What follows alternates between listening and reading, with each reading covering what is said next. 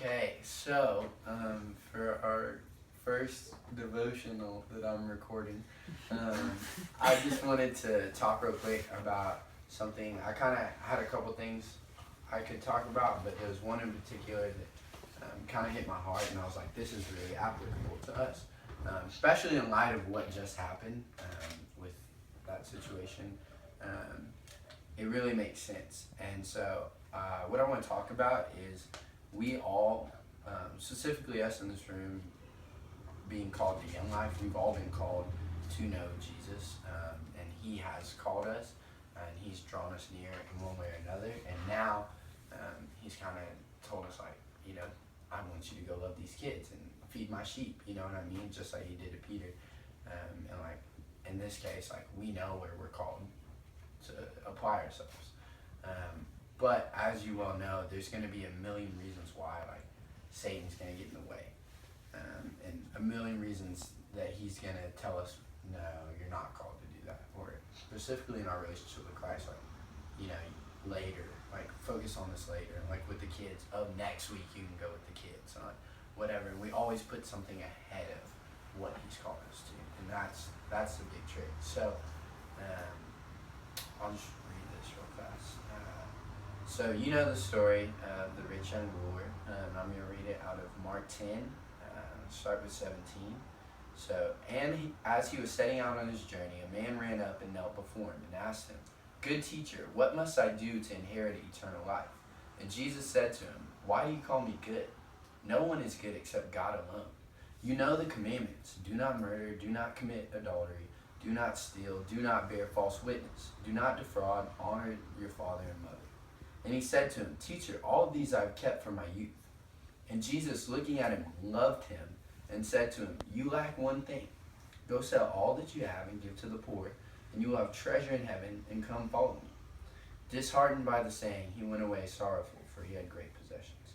So that's literally calling him. It says, and he loved him, and then he says, "Come follow me." He tells him exactly what to do. Very specific calling on his life.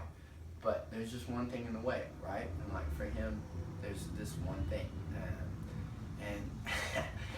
This story I thought about that I think we could all really relate to and just going for it when we know Jesus has called us to something, specifically to him, but to anything in particular. Have y'all seen, pretty much everyone's seen Good Will Hunting? Yeah. Okay, if you haven't seen it, I won't spoil it. Yeah, go see it. But there's one scene I just want to talk about. So Robin Williams is this, he's kind of a psychologist, psychiatrist mix. He's really smart. But Matt Damon is really smart, like just ridiculously brilliant, like can figure anything out, but doesn't care. And so he's telling him this story. They're sitting out in his office, and he's like, he had a ticket. This is Robin Williams in the movie. He had a ticket to they're from Boston, so they love the Red Sox. He had a ticket to the World Series game where this dude hit a walk-off home run. It's like greatest game ever in the history of the Red Sox. But before the game, he was at a bar with his buddies, and he sees this girl, and he's like, "Oh," and he had like been talking to her or something, and he just gives him a ticket, and he says, "Hey, y'all give this to somebody." And they're like, "Dude, what are you doing?" And he's like, "I gotta go see about a girl." And so he just ditches him, and he's like, "So you went to a game?" And like, he's like, "No." And he like talking about the game, and like Matt Damon's getting all hype, and he's like, "No, oh no, I didn't go though." He's like, "I didn't go see about the girl." And he's like, "What?" He's just so confused.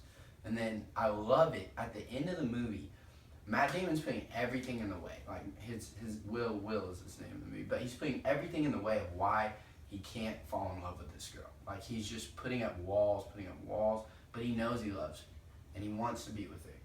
And he just makes a million excuses. And then finally, at the end of the movie, everything kind of starts to fall apart, and he realizes that he really does just want to be with that girl at the time. And that he doesn't care about his brilliance. He doesn't care about working in Boston his whole life and being one of the boys. He just realized he needs to go see about a girl. So one day, his friends go to pick him up. He's just not there. And then he had left this note in Robin Williams' mailbox that said, "Thanks for the advice," pretty much. And he goes, "How to go see about a girl." Will. Into the movie. It's awesome. And so the point is, it took him forever. He had a million distractions. We have a million distractions. We have 15 things I can probably think of right now that keep us from Christ and that keep us from this ministry, but there's no reason why we aren't just going for it. Like, every time we feel it, every time a spirit comes on us, like, just go for it.